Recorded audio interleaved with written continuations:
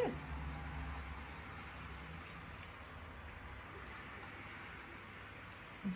Tonight I'm making homemade vetkoek and mince. So I've got some dough that I just made here earlier, and I'm going to just roll it out slightly, try and deflate some of that air that's trapped inside.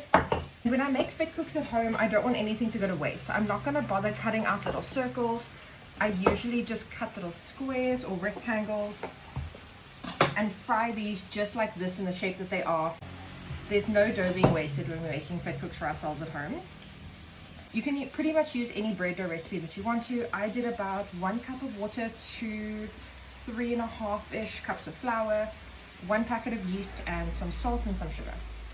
They're going to pretty much double in size, so try not to cut them too big. And while I'm cutting these, I just have some mince going.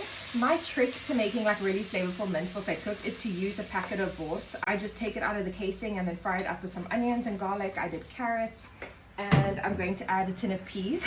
To everyone who was wondering how I use the processed peas, don't eat them plain, they're not amazing, but if they're in stews and soups and things like that, you're not going to taste it. And it's mandatory when you're making vetkoeks at home to have a couple of savory ones and then a couple with syrup. It's mandatory. Whenever we have vetkoeks for dinner, it's like dinner and dessert in one, and it's fantastic. Oh, I also have some oil preheating at the same time. I just added the tin of peas and then 1 sachet of tomato paste to the mince. I also added some vinegar, and I'm just going to throw in a little bit of sugar to balance out that acidity. Someone in my comments said that they call this wash your sister sauce, and now that's all I'm going to call it. So throw in some wash your sister sauce too.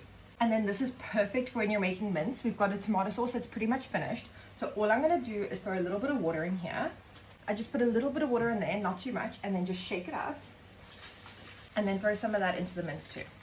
We want the mince saucy but not watery, so I'm going to reduce this down as much as I can. It's also super important to taste test the little ones as they come out, because you can't put any filling in here anyways, it's too small.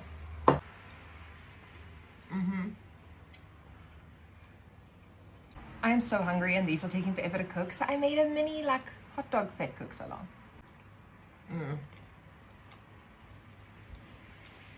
That's so good.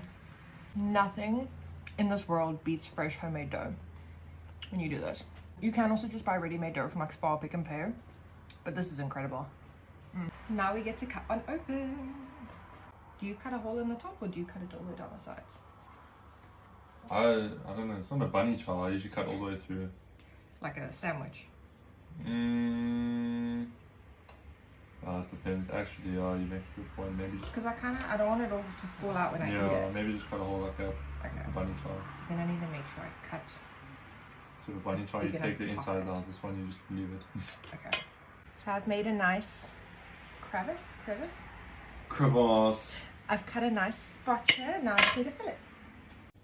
Okay, there we go. I filled this one to the absolute brim.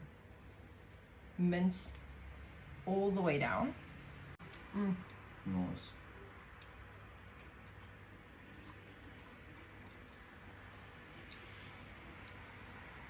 I'm so happy.